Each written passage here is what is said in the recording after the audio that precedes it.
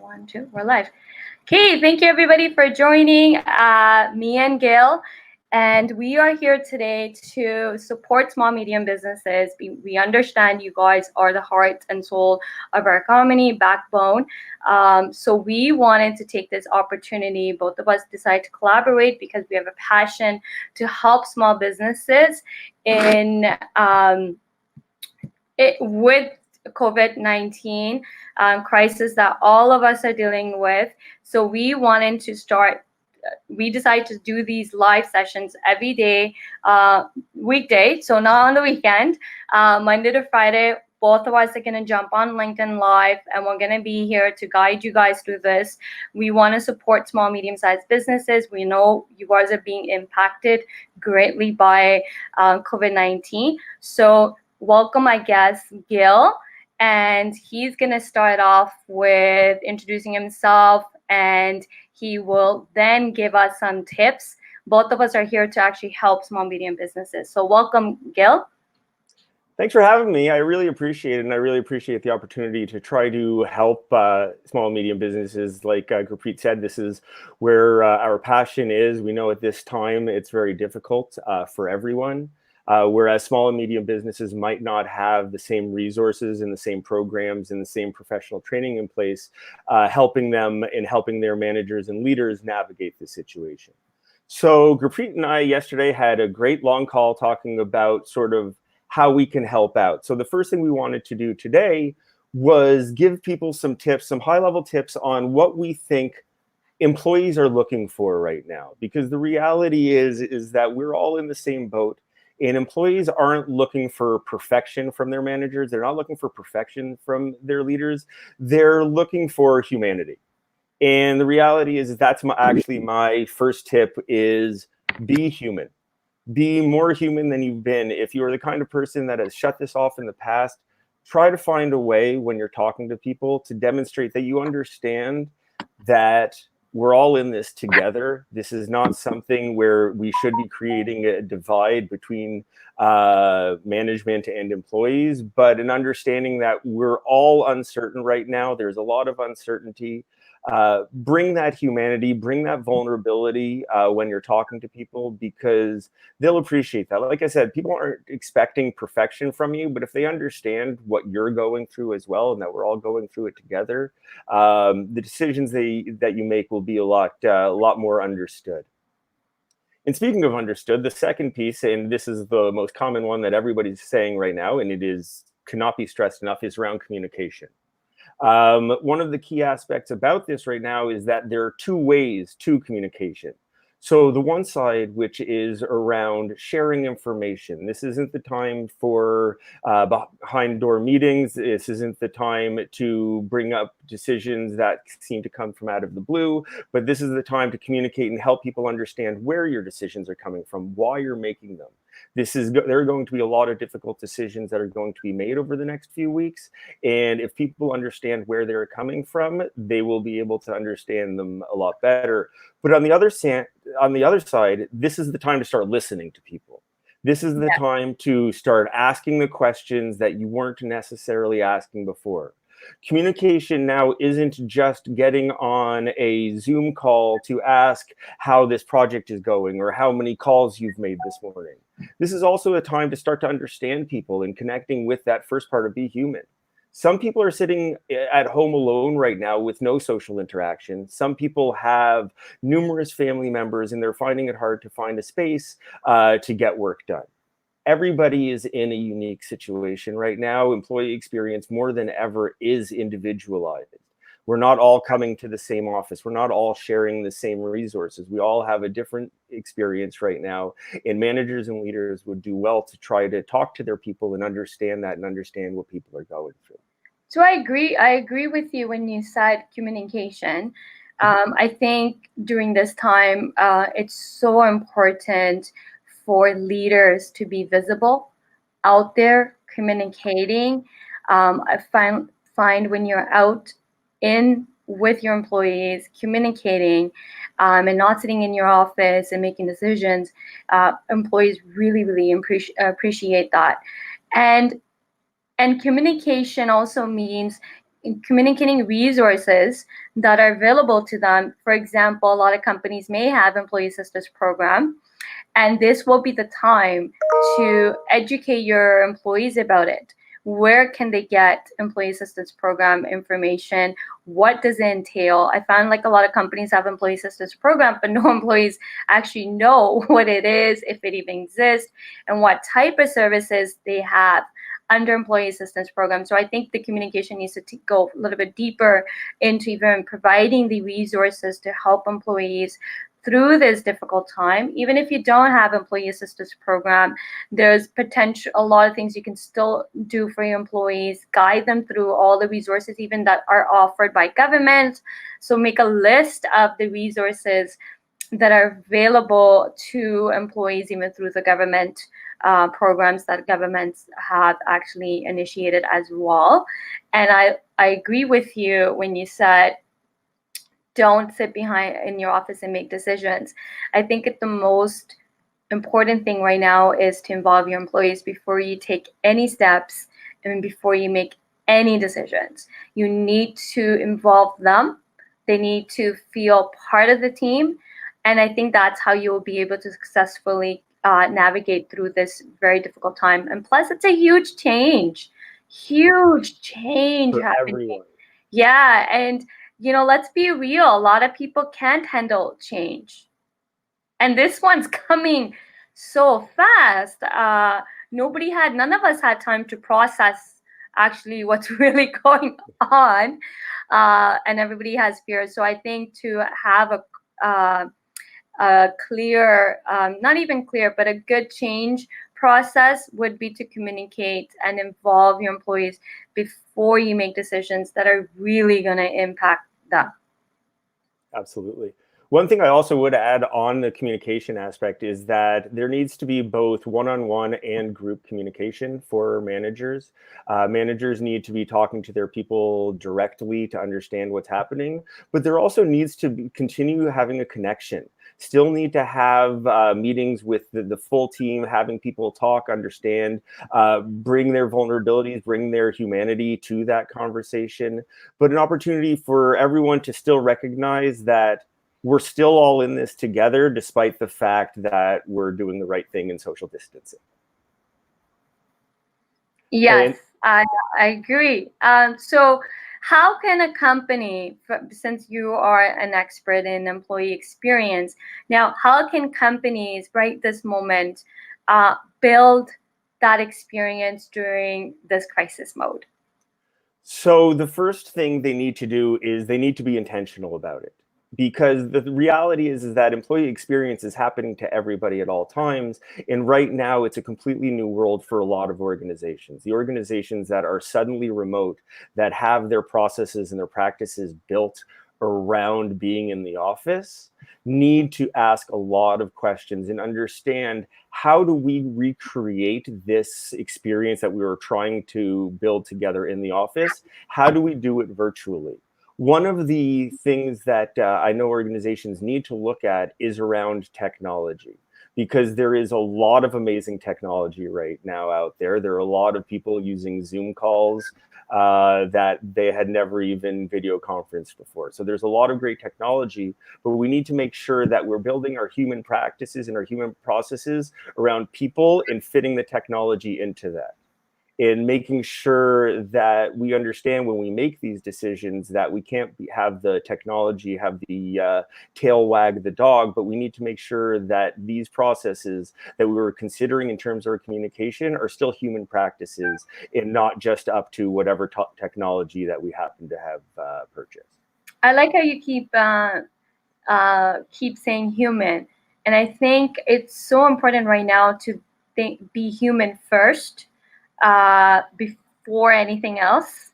And given that, we are all going through this together, I think companies need to be human in the aspect of put your employees first. And a lot of companies are doing that. And then we're also seeing companies who are not doing that. What advice would you give companies who are maybe not taking that approach? Well, see, you actually lead in great to my final point, which was around safety. Because right now, because we are all people and because this is a risk to our health and our lives, safety needs to come first. For different organizations, that's going to mean different things. If you're a manufacturer in an essential service, then people still will need to come in and they will still need to produce the goods for the rest of us to survive through this. But that doesn't mean that the organization should have all people in at the same time. That doesn't mean that they should leave people on their own with cleaning supplies. I've read stories that soaps and cleaning supplies run out quickly, and then these manufacturing plants are left, just potentially spreading the virus throughout the day in close quarters. So for those organizations, safety would mean doing those things that ensure that the people who must come into work are safe.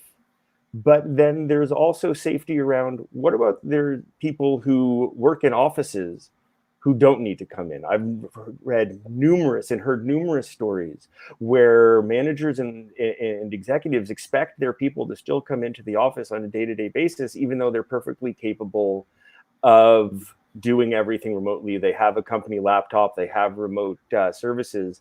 They can do that. Yeah, I've been doing these 3 p.m. virtual coffee meetings, and then I opened up one for HR at 7 p.m. And I was actually very shocked to find out people are still going to work. And it's because they didn't have a choice. Yep. They are told to come in. And these guys are professionals. They have desk jobs, like they have a computer and they can work from home. So I was very puzzled by this, and these were large organizations. So I was very puzzled that, why wouldn't you? I would say give an option. You should be giving an option to employees. If they want to come into the office, here's the best practice. This is what we want you to do. And if you don't feel comfortable coming into the office, okay, no problem, work from home. And then put a best practice of working from home. I know a lot of companies are juggling this because it is new to them for working from home. And this goes back to communication. Constantly keep communicating with your Zoom, Slack's a free system. There might be upgrades and paid versions to it, but it's also free too. Google Calls, you can do Google Calls as well. There's tons of resources for companies to adapt to right now. But I think it's so important. Safety is so important. And you can't force someone to come into work. I think a lot of companies are missing that ballpark is, under the Health and Safety Act in Ontario, if an employee feels unsafe, you can't force them to work. And this is one area where, you shouldn't make your employees come into work, especially if they don't want to come in. No, I want to tie actually one of the things you're saying now about best practices to something you very rightly said earlier, which is around talking to your people. Because one of the concerns that I see when it comes to any best practice is that not all best practices work for all organizations. Yeah. And that's why when reviewing these best practices and reviewing these ideas and reviewing what the experts say, talk to your people about that, because some of it isn't going to work. Some of it doesn't work for your group of people. Every organization has a unique cohort of individuals that have their own motivators, their own way of working. Not all best practices were built on your organization. So make sure when you review those, have a critical eye and include people in that conversation to see what does and doesn't work for your culture, because each culture is going to have aspects of these best practices that they'll accept and some of them that they'll reject. And that's why I say you have to make sure it's right for your organization. I agree with you. I think right now is not the time to worry about what's the right approach. Every company is going to have their own approach, and you gotta implement what's right for your employees. And tying back to what's right for your organization, your employees are different than other companies. Each company is unique. Their employees are unique. Your culture is different. Your organization's unique. So I think the most important thing to remember for companies is that there's no such thing as a right approach right now. Absolutely. Moment, but there are steps you can take, but remember that you are a team. And the team doesn't mean the executive team. Team means the entire company is one team together. So involve your employees with what's going on. What are your thoughts? Let's hear your thoughts. And you'll be amazed. Every time I've done this approach before implementing any change in my HR career, I've always first talked to the employees, get to see their viewpoints. What are they going through? And I'm always amazed by the ideas the employees come up with. And then I will go and, collect and then figure out which one best to use. And then you go implement the change. And you know what? When you do that, employees are not resistant as much because you know what? You first involved them and you respected them to involve them.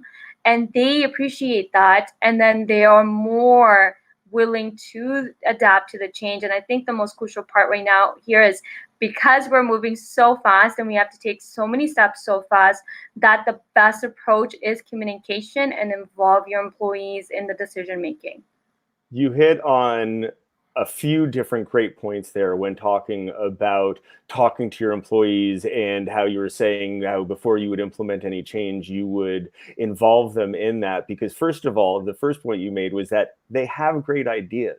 And there are a lot of great ideas within your organization right that you don't know about if you're not asking the questions and you're not giving them the psychological safety to answer honestly. Because there's a lot of great ideas that don't just come from management, don't just come from leadership, and don't just come from HBR. There are a lot of ideas within the employee population that can help improve the situation at any time, but especially right now. And then you also add the second point, which is around ownership, is that once the employees start to own the change themselves, then you will have change champions not only at the top of the organization or the people who are trying to push the change, but throughout the organization, which then helps move that along. So that was I'm sure helped you many times throughout your career help be more effective change agent because you were bringing people along with you and truly leading them as opposed to telling them to go from A to B. Yeah, it works. People don't use this approach. It's the most simplest, really simple to do. And you know what? You get results really fast. And I've been talking to a lot of people, even employees, and I think one common theme I've been hearing a lot is they weren't involved in the decision making. Nobody talked to them. Managers didn't come and talk to them. They were just told what to do. And let's face it, we are all adults, and a lot of us don't like to be told what to do. No, we definitely don't. But I've seen a lot of reasons for it, though, over my career. Different leaders and different managers have their reasons for why they don't. And I'm not saying they're well-adjusted reasons, but there are a lot of reasons why managers don't ask those questions. Some of them are scared. Some of them are scared to ask and find out what people are actually thinking, because that will make them confront some things they think are reality but don't know and haven't confirmed because they haven't checked yet and they don't want their bubble popped. Yeah, that's so true. Some managers don't want to give up control. They don't want to give up the fact. They believe that their value is in telling everybody what to do and coming up with all of the ideas, which then demotivates their people because their people will then be less likely to come up with ideas and do anything different beyond what their boss told them what to do. So there are a lot of bosses and a lot of managers out there who struggle with this idea of asking people, of understanding where people are actually coming from, because it breaks with their paradigm of leadership. It's not where they see leadership should be. I mentioned at the beginning of the conversation around humanity, there are a lot of managers for whom that would be almost impossible. Just with the way they've grown up, the human being they are, it's very difficult, but it's also holding them back. That lack of humanity is holding them back from being able to lead their people effectively. You know what? I never thought of it that way, per se. And I agree with you. Sometimes it's just leaders' own insecurities that may hold them back from taking that approach where, let me first ask these guys and see what they're thinking. Let me ask my team first and get the conversation going. But I think you shouldn't be scared. It's just a conversation. In the end of the day, I still believe that leadership decision lies back to with the leaders, but you just get an handful of insight from the people the change decision's going to be impacting the most, right?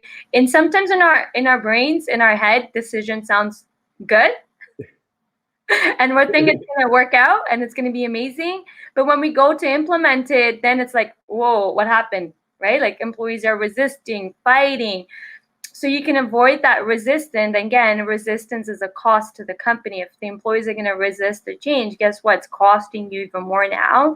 I think business leaders need to think of, again, I'm not trying to say that it's all about money right now, but you also want to make sure that we have a smooth transition. You have a smooth transition with this change.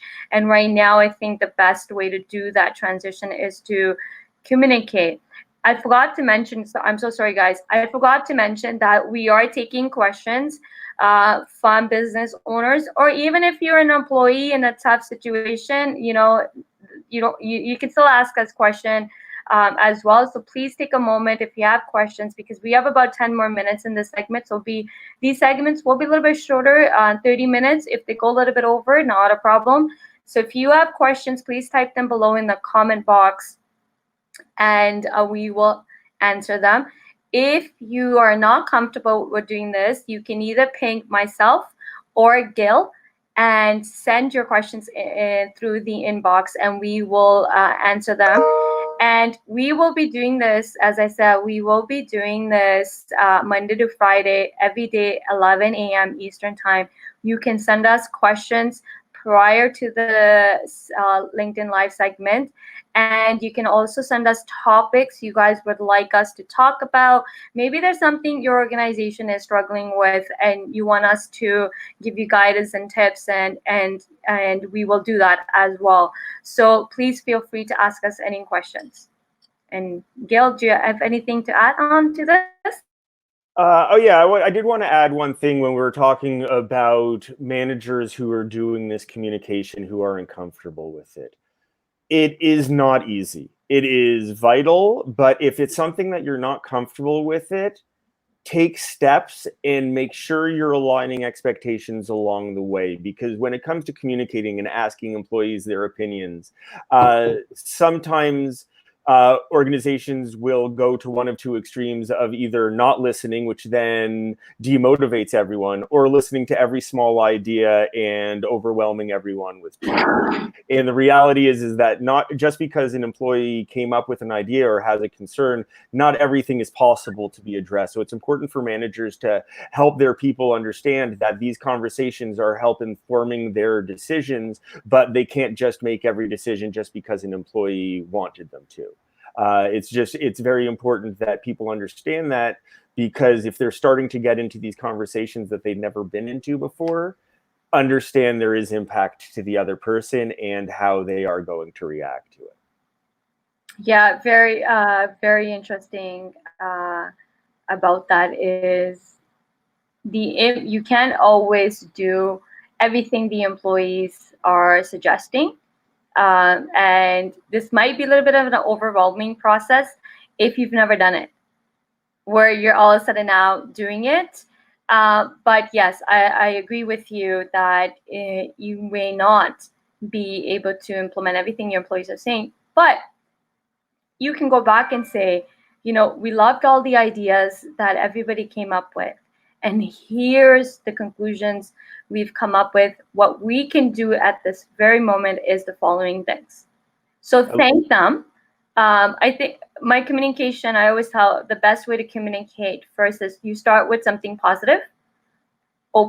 Your opening sentence should be something positive. In this instance, you can thank the employees for all the suggestions and ideas the employees have come up with, and they're all wonderful ideas. Here's what we can do right now. So here's this maybe top 5 things we're going to implement right now, and this is including the suggestions you guys have come up with. And as we progress through the days and weeks, as things are changing so fast, we will adapt as we can. But here's what the company can really do this very instant. And then you go about doing it. I love that. See, the idea there is great because you're feeding back to the people, this is what we heard you say, and this is what we're able to do about it. Because a lot of organizations do the listening and do no feeding back to confirm that this is actually what people are looking for. And then even worse, do nothing about it, which leaves employees in a situation of, wait, now they know the problem and they're still doing nothing about it, and it makes things even worse. Yeah, yeah. So we have about 5 minutes. Do you want to sum up? We've done a lot. We've talked about very different things. How about you sum up, and then I'll sum up what I was saying. If anything's missed, the top, maybe top 3 to 5 tips that we were talking about this moment that the companies can do to help them through this crisis. Yeah. So for me, safety first. And for different organizations, that means different things. For organizations that are totally remote but not used to it, consider psychological safety as well as physical safety. For those who are in essential services and you need to come to the office, please take care of your people. Please make sure there are the safety guidelines that you follow to make sure that people are as safe as possible. Two-way communication right now is more vital than ever. Making sure people understand where you're coming from and understanding what they're going through. Everybody's situation is now totally different one another. You can't rely on these common processes and common practices that you relied on before. And then finally, be human. Just understand that we are all in a surreal situation right now, that none of us knows what the end of it is going to look like. And show some understanding and vulnerability to that. And I think your people will appreciate that. Thank you. Thank you for your tips, Gil. So the 3 top tips I have to add on to Gil's suggestion is 1, communication. There's no such thing as over communication right now. So communicate, talk to your employees. Number 2 tip is involve your employees before you make a decision. Ask them for their opinions. If you're a large organization, not be able to organization, you can do a company meeting with your employees and ask them, what you're thinking. This is what we're thinking to do. What are your thoughts? Get them involved and listen to them, and then communicate back to them what you're willing to do at this moment. And lastly, actually, I have 4 tips. Back to the communication, EAP, Employee Assistance Program. If you don't know you have it, go check with your insurance company to see if you have it. If you have Employee Assistance Program with your insurance company, please communicate this to your employees and frequently check on them, guide them through this, and tell them what the Employee Assistance Resources is. The one biggest thing Employee Assistance Program offers is counseling. We are all going through crisis mode. Some people have anxiety, fear, and I think counseling sessions can help. So communicate if you have the Employee Assistance Program, communicate the resources that are available to the employees. And lastly, there's no right approach in the situation. So don't aim to perfection or having the right approach, but aim to having the right approach for your employees and your organization. So let me just quickly see if there's any questions. Okay, there's no questions. So I just want to thank Gil to really jumping on last minute and collaborating with me. So thank you so much, Gil. I really appreciate it. Thanks for the invite. Yeah, you're welcome. So guys, just want to keep the communication going. We are doing this during the week, Monday to Friday, every day, 11 a.m. Both of us are going to be live together. We're going to be covering different topics when it comes to COVID-19 and what businesses can do to really help themselves and their employees through this difficult time. And yes, we are aiming towards small businesses and medium-sized companies or startups because our economy depends on you guys, and we really want to help you through this difficult time and come out stronger. And I believe that together we can do this, and together we are stronger. Any ending remarks from Gil? No, that was great. Love your tips. I'm really looking forward to talking to you every day and really coming around our shared passion of just trying to help people. As we talked about, small and medium businesses don't necessarily have the same resources that large organizations do, and we just want to help people any way we can right now. So please send in your questions, any topics that you want us to discuss, and we'll be happy to do so. Okay, thank you, Gil. So we will see you guys tomorrow at 11 a.m. On my LinkedIn Live. This does stream on other platforms, Facebook company page, HR Superhero, and our Instagram page, HR Superhero. If you are from Gil's network, you're going to have to hop on to my LinkedIn Live in order to catch this live. There will be a replay available the minute this broadcast is ended. We look forward to helping as many small businesses, medium-sized companies as possible during this difficult time. So we will see you guys tomorrow, same time, 11 a.m. Eastern time. Thank you so much. Bye, guys.